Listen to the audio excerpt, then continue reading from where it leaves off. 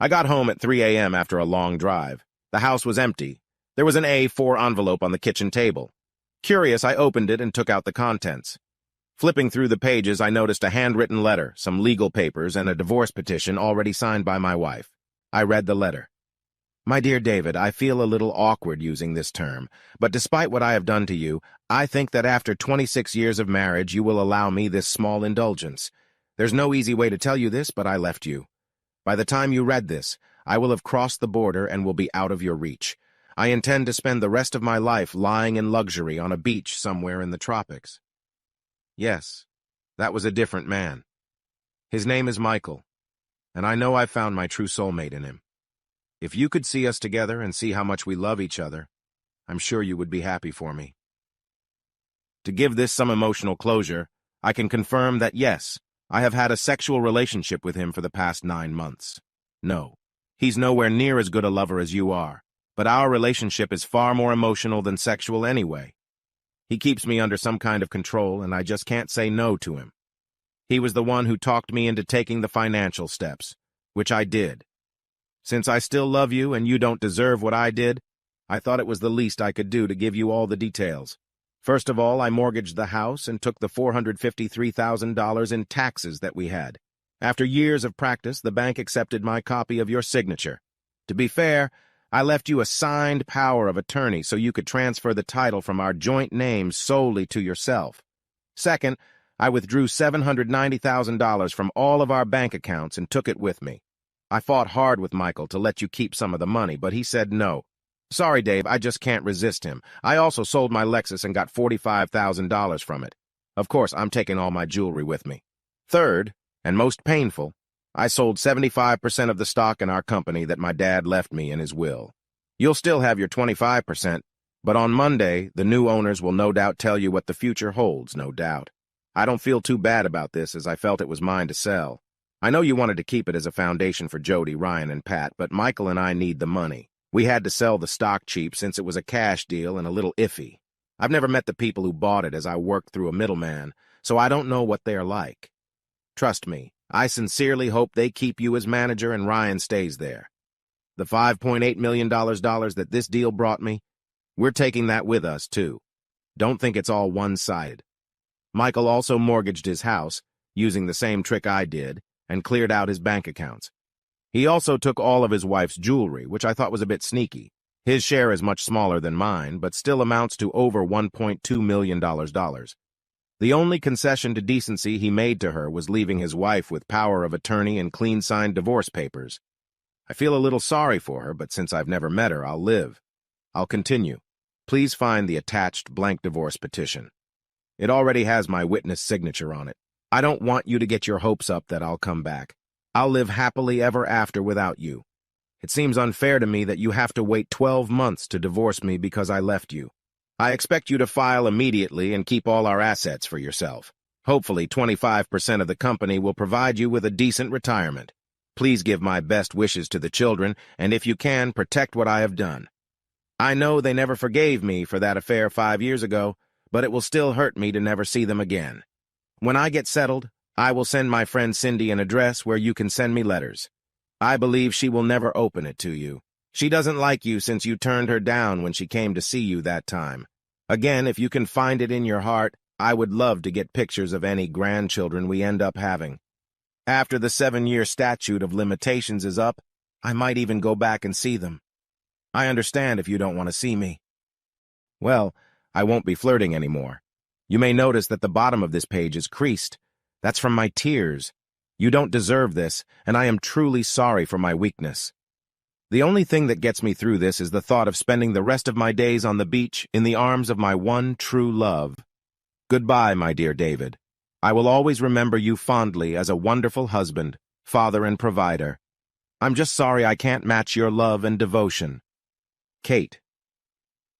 I had just finished reading with a small tear in my eye for the lost 26 years when the front door opened and Lisa walked in. She looked as tired as I was. She smiled, walked over, gave me a chaste peck on the cheek, and sat down across from me. You came back quickly. Did you get a letter too, Liz? There was no letter from Dave, just the divorce papers and power of attorney, you cowardly skunk. Terribly dishonest of him. Well, you can thank Kate for that. Apparently it was her idea. So yeah, 10-10 for decency, but 0-10 for intelligence. Using such a predictable password on his computer so anyone could read his email. Stupid, isn't it?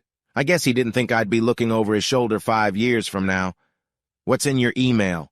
All the predictable crap. She still loves me, blah, blah, blah, blah, met her other half shit, sorry she did this to me, and so on. And then details exactly how she ruined me. She knows that 25% of the company in this economic climate will not support any retirement. But the biggest uproar came when she wrote that she had never met you. What do you make of this Miss Mediator? God, don't remind me of that. Do you know how hard it was to keep a cool face during those negotiations? Knowing that no matter how much we paid, she just gave you the whole company. I know, Liz. I'm so proud of you. By the way, did you put the deadbolt on the garage door? With all that money in the trunk, it's got to be the most expensive car in this town. I've never seen anything like $8.3 million before. Shall we go to the bank or the lawyers first thing tomorrow? I told you, silly, the bank opens at 9 a.m. and our meeting with the lawyers is at 10 o'clock. Well, I don't want to be late. If any of them change their minds about the divorce before we've signed the papers they've so kindly left us, it'll complicate things. Don't worry, Dave. I'm pretty sure Michael won't be out of the hospital until at least Thursday, and something tells me Kate isn't smart enough to realize that. Sorry, no offense, Dave. Don't worry about it, Liz. I always knew she was physically out of my league, but intellectually I put her behind me. We both fell into a cozy silence. I don't know what Lisa was thinking about, but my thoughts were of the last time I saw my wife. She was standing lonely on the side of the road. We followed the getaway car, about 10 minutes behind them. It looked like Michael had ditched Kate when she got out of the car at a service station near the border for some reason. Lisa waved goodbye to her. As if reading my mind, Lisa spoke up. I wonder where she is now. I hope she's safe, in a cell somewhere. Honestly, calling the police to have her arrested for forging signatures was just my way of protecting her from predators on the highway. I believe you, Dave. Being a considerate gentleman is just one of the things I like about you. By the way, do you think I could sue the bank for letting her do this? We'd make a decent profit that way. Well, Dave, don't be greedy. We already got rid of 2 crooks for free, got 100% of your company, and got all the money and jewelry back. What more do we need? After another cozy silence, my concern for my friend prompted me to ask the next question. How are you doing, Fox? Well, a little sad, but I'll get over it. Thanks for asking. Whenever I feel bad about this, I just have to remember the look on Michael's face when you ran his car off the road. He was an arm's length away from me at the time. It was priceless.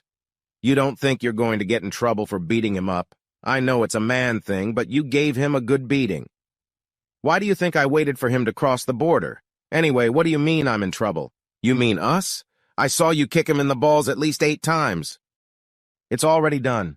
A few days in the hospital will give them time to deal with the extradition warrant. He's not going anywhere.